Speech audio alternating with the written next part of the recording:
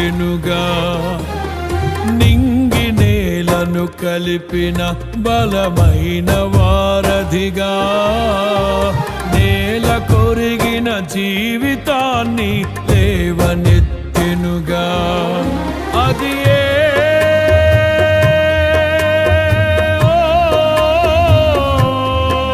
తన మహిమ విడిచిన త్యాగము, ఈ భూమికి వచ్చిన భాగ్యము.